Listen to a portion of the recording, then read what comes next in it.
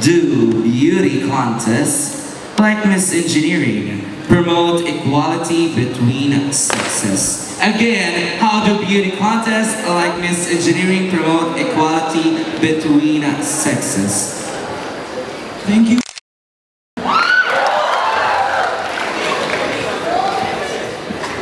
I believe that beauty contests like this Miss Engineering 2016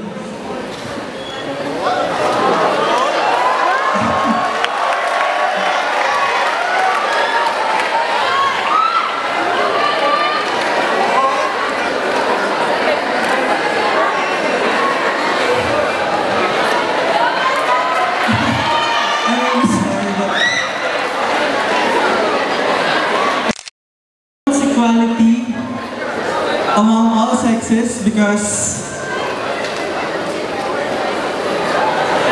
everyone is born equal. That is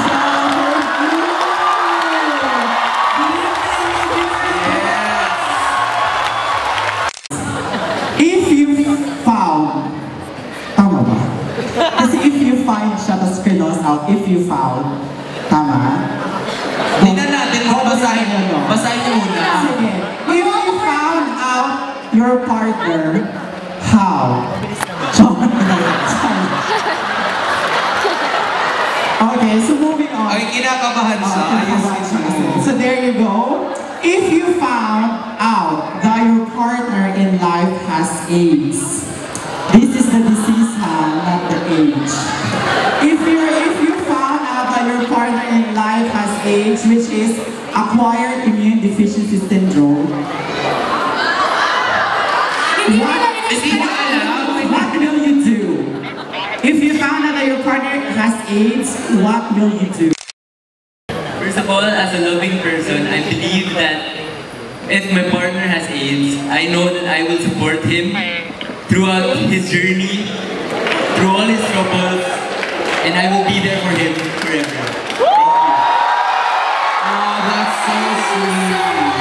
Hashtag my forever. Thank you so much, Sir Kid. Palakpakan natin credit, Sir Kid. Now we Okay, so this is your question, and I hope I like it.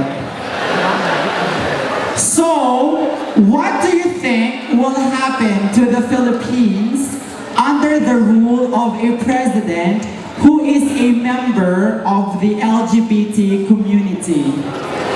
What do you think will happen to the country, the Philippines, under the rule of a president who is a member of the LGBT community? Niniwala ako na ang future ng Pilipinas ay nakasalalay pa din sa kakayahan ng kung sino mang presidente. Hindi dito isinaalang-alang ang kasarian ng ating presidente sapagkat lahat ay pantay-pantay at lahat ay kaya gawin ko ang mga kaya gawin ng isa. Lamang po at maraming. Yes, thank you very much, Ensa. Sige. Oh my God. How will you describe the LGBT community to a blind person? Magandang gabi po sa inyong lahat. Para po sa akin, kapag dinescribe ko po ang LGBT sa isang bulag na tao, sila po ay mga kulay ng mga nilalang dito sa mundo. Meron silang pagkakaiba sa mga normal na tao, pero hindi sila masama. Tanggap sila dahil gawa sila ng Diyos. Yun lamang po at maraming salamat. Very well said, Miss Chiquita. Oh my God! Pinilabutan talaga ako. Nakakalaw. Gawin ko yan naman. Okay, Chai, please read the question or the question will read you. As well.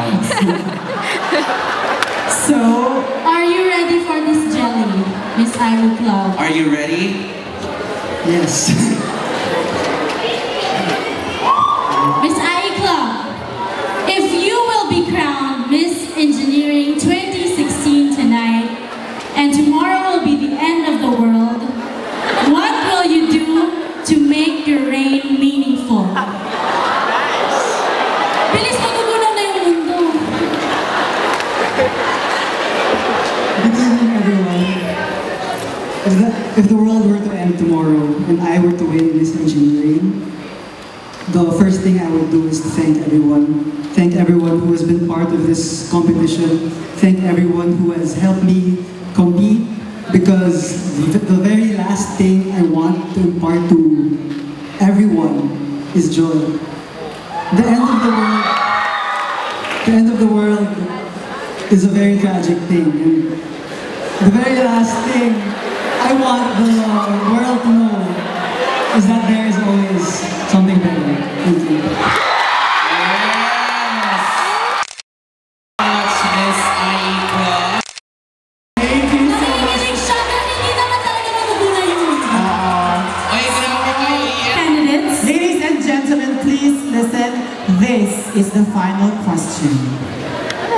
How will you tell the story of your Miss Engineering experience to your future children? Again, how will you tell the story of your Miss Engineering experience to your future children? Please box your final answer. Una sa lahat, sasabihin ko sa kanya na napakahirap maging babae. Totoo, sinasabi nila, sa konsepto ng is ganda. Pero ang sasabihin ko talaga ay dahil sa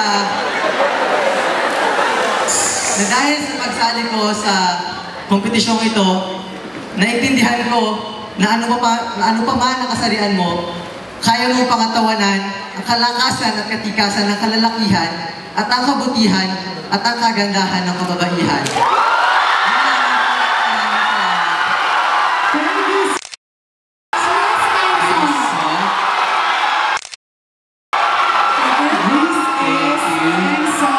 Congratulations. Now let's call on Yes. Miss Palagay ng headset sa kanya, make sure you have the same music. Miss Aika. Are you close? Miss Aika. Okay, are you ready? Because the question is ready. Okay. So, Kinakabahan ka Miss, ba? Kinakabahan ka ba? Medyo. Medyo lang. Huwag kang kabahan. Kaya-kaya mo. so this is the final question. Narinig na nila, so if I'm incorrect, please tell me. So, Miss IE Club, how will you tell the story of your Miss Engineering experience to your future children? Again, how will you tell the story of your Miss Engineering experience to your future children? The purpose of Miss Engineering is to inspire change.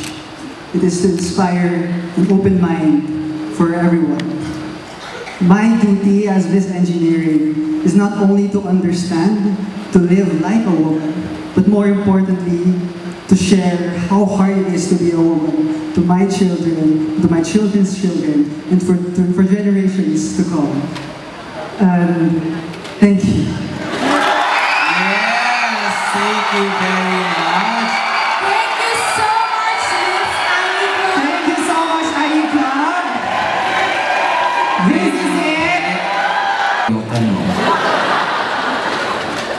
The final question is this.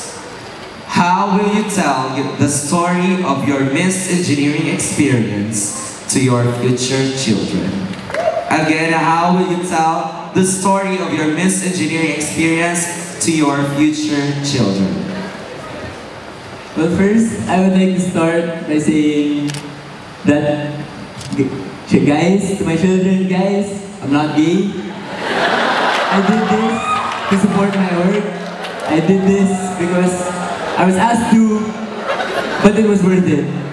I would tell them that for this transformation to have happened, you need an organization that supports you, you need a family that supports you, and you need your mommies to do what is ultimately the most necessary things, from fulfilling deadlines to organizing shoots. And I would tell them that this experience has been one of the most exciting, challenging times of my life, balancing academics with work, with this pageant. But I would tell them that everything in the end, no matter how much hardships you felt, you should always enjoy, and that this is one of the happiest moments of my life. Thank you. Thank you so much. Thank you so much, Miss